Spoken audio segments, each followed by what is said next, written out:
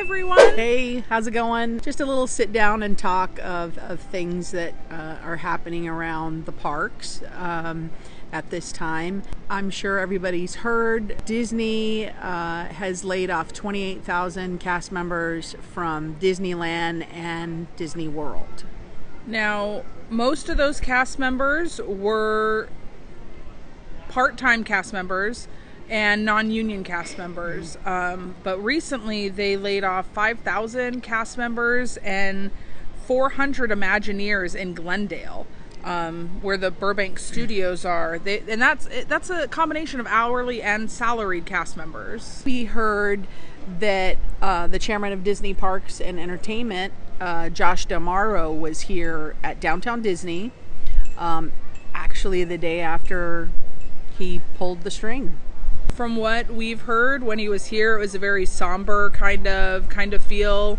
He was listening to the cast members, talking to people, and just really kind of taking in what was actually happening. Yeah, I mean, I get it. That's got to be tough for him too.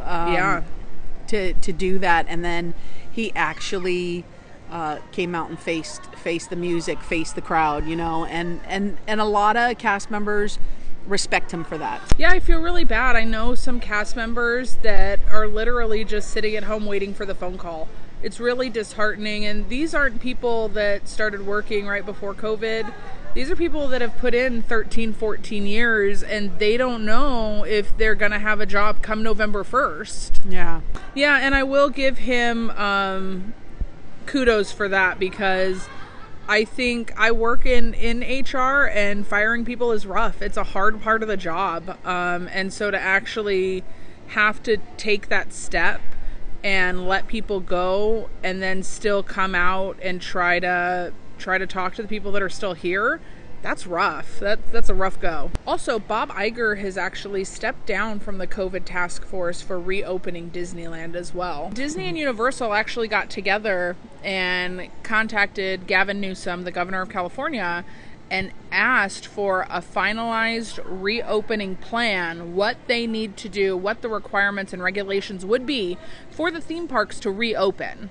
Like literally a day later, they said, "Whoa, stop. Don't give us that." I think part of the reasoning for that is in the reopening structure, they said no line could be held inside a building. For Disneyland, that's catastrophic. Yeah, we sat there and went over so many rides that Disneyland, a good portion of the line is indoors. Yeah, I mean, think of it. They spent how much money on Star Wars Land alone? Yeah. Neither of those rides could be utilized. Yeah, no. The rides Casie and I worked on, Pirates and Mansion, no way. Yeah. And if you had the majority of the line social distance outside, and then just brought in small groups so that you can load them on the ride, my gosh, that line's going to go so far through the park. Yeah. It's not possible. I don't see... It doesn't make sense in my brain. No. California Adventure, completely different story. Yeah. Well, with a good majority... Yeah, with most of their rides.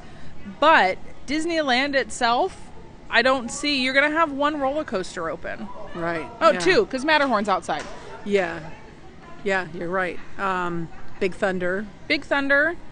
And, I mean, you pretty much have Winnie the Pooh in New Orleans Square. Mm-hmm. The canoes are a high-touch ride, and I doubt they would want that to be open. Right. I can't see them opening the island because you have to close the caverns. Right. So you have big boats. Mm-hmm. Indiana Jones is closed. Yeah. I mean, sitting there and thinking about that and the rides and all, I think that's why they told Newsom, just stop. We can't open. And that could possibly be why we're cutting so many cast members. And then November 1st, possibly another set of cast members. While Disneyland might not be built for outdoor lines or queues, There's another theme park in California that is, and that's Knott's Berry Farm. Yes, Knott's Berry Farm seems to be kind of, I don't know, left out, the left out child, because it seems like Disneyland and Universal are doing their talks to the governor together, and then there's Knott's Berry Farm. Yeah, and Knott's Berry Farm, from what I've heard, has reached out and said, listen, you've got zoos open, you've got museums open, you've got aquariums open, these other facilities that are open, we would like to open. We are ready, we are prepared. I mean, they're already doing their tastings where it's been open, and that's been going on for how many months? Yeah, a couple of months now. And Knott's had a 3,000-page regional dossier. Yeah, setting up to open up safely. And Governor Newsom's answer to Knott's was, "You're different." That's all they got. Yeah, that's all they get from his office. So yeah, and it's sad because, don't get me wrong, Knott's Berry Farm is not Disneyland. No. We've had passes to Knott's Berry Farm and Disneyland at the exact same time, and 90% of the time we were at Disneyland. Yeah. But you can still go to Knott's, have fun, have a good 5-6 hour fun, get some good food, and I mean, it's a theme park. Knott's has been there before longer than Disneyland. Yeah. and Walter Knott and Walt Disney were buddies. Walter helped Walt Disney get this thing going. Yeah, and Walter Knott was invited to the opening day of Disneyland. Yeah, so I just don't understand why they're the lost child in this group too.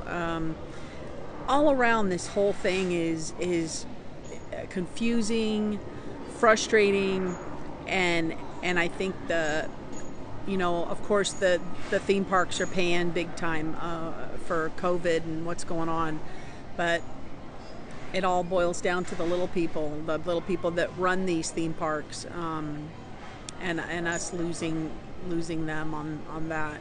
Yeah, at the end of the day, I mean, as a cast member, you have good days, you have bad days. There were days when I didn't want to come to work. I had personal stuff going on, and putting on that Disney smile just wasn't in me. But I'll tell you what, I would come to work and something would make it worth it. Yeah. So it's really sad. Yeah, I think it's the smile on people's faces. So when this is all over with and said and done, and we have our theme parks back, let's be nice to those cast members out there, because they're the ones that are making it go and keeping it going. They've definitely had a rough go of it, this COVID, and not just Disney, Universal, Knott's Berry Farm, Magic Mountain, all of them. We also heard that November 1st they're going to send out letters to cast members.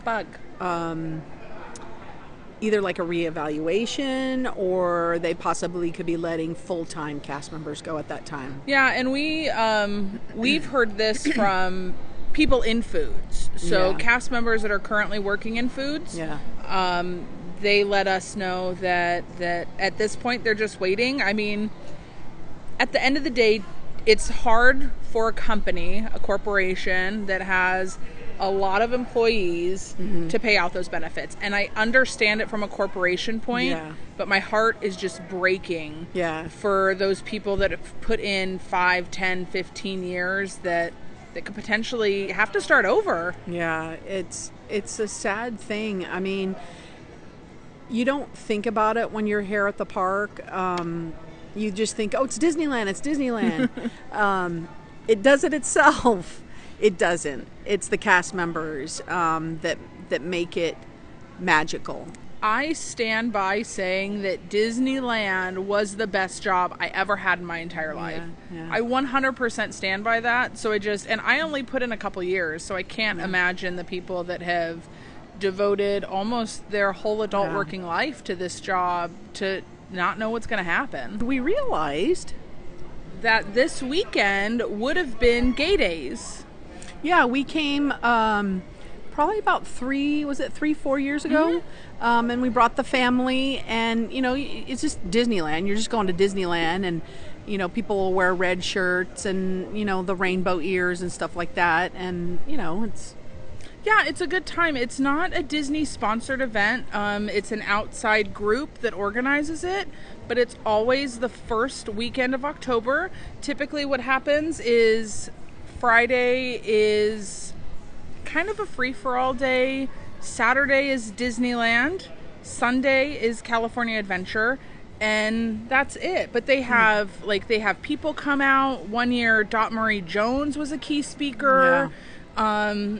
They rent out a hall in the Grand. Yeah, and they'll have pins and buttons, and they'll have artists there selling Disney art and stuff like that. And it's actually pretty cool.